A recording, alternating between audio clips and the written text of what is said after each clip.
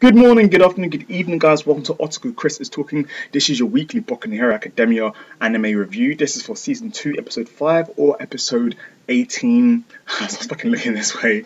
Depends on how you want to see it. Now, if you're new to my channel, do subscribe as I make regular Boku no Hero Academia, My Hero Academia anime manga reviews and all that kind of manga reviews, anime reviews, and all that good stuff. So feel free to subscribe for that if you're a fan of that, as well as the odd few other anime, manga, otaku stuff as well. So hopefully you enjoy my shit. Now, enjoy my shit. Who the fuck says that? Fuck. Anyways, yeah, this is going to be a shorter than usual review as I am super tired. If you have me on Snapchat, I did mention that I wasn't going to do a review because I'm super tired. Cycling to work, 2 hours. What was I thinking? So I'm just going to keep this short and sweet and basically talk about some of the points that stood out to me the most in this episode, and how I feel like this can be used and where this will go later on in the series or whatever. Fuck it. So let's just go to a note. So one of the things which I thought definitely stood out was we got to see a characterization with Bakugo. Bakugo, we normally know him as a one-man team. He never really works as a team, but I feel like this festival has really kind of made him realize where he stands.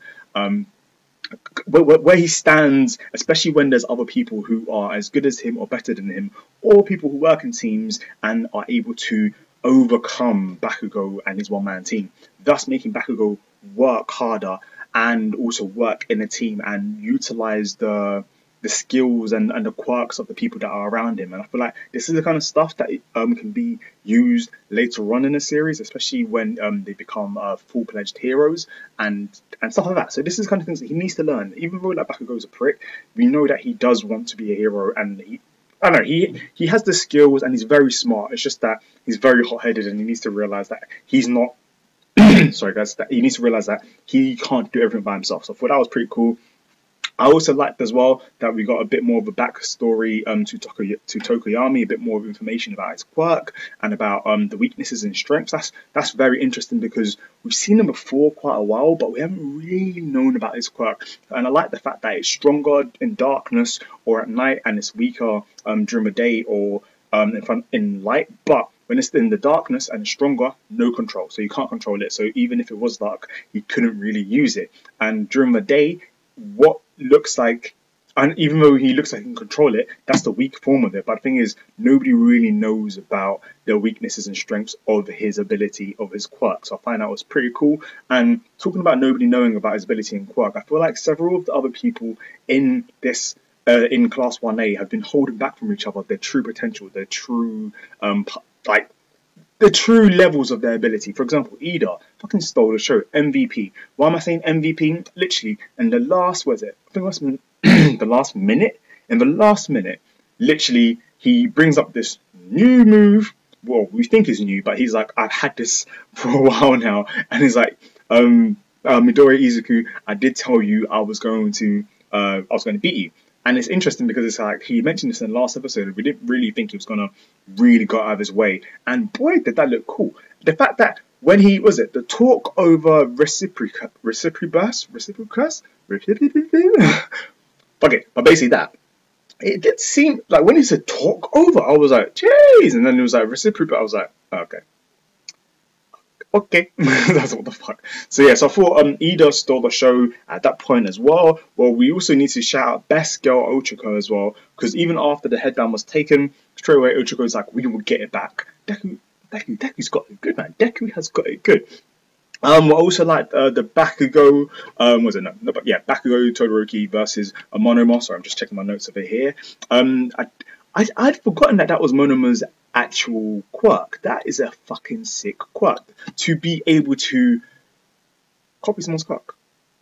What the hell? What the hell? In a world of quirks, that's one of the most OP. But obviously, you won't have that level of control because people with these quirks, they've had that level of control since they were young. That's why they can control it so easily. And that's also why some people can't control theirs, is because I don't know why. I was about to chat shit, so I don't want to add in a little bit of a lie or any spoilers, but basically, yeah.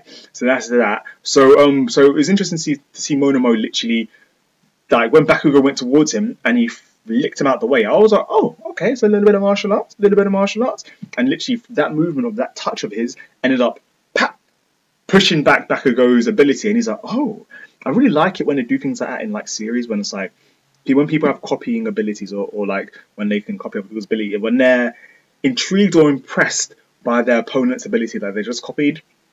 Love that shit. If you've seen Heroes, you kind of get what the fuck I mean. So that's pretty cool. So yeah, so that was pretty much like this episode really focused on everyone going all against all. Todoroki versus Todoroki. It wasn't Todoroki versus Monoma. It's Bakugo versus Monoma, but Todoroki versus Izuku. And I liked it as well how Izuku used his smarts to play about with Todoroki's fucking sense of awareness and control, and even made Todoroki bring out the fire side of him, which is interesting because we don't know why he doesn't want to use it, but what we do know is it has something to do with Endeavor, and he doesn't want to be connected to his father.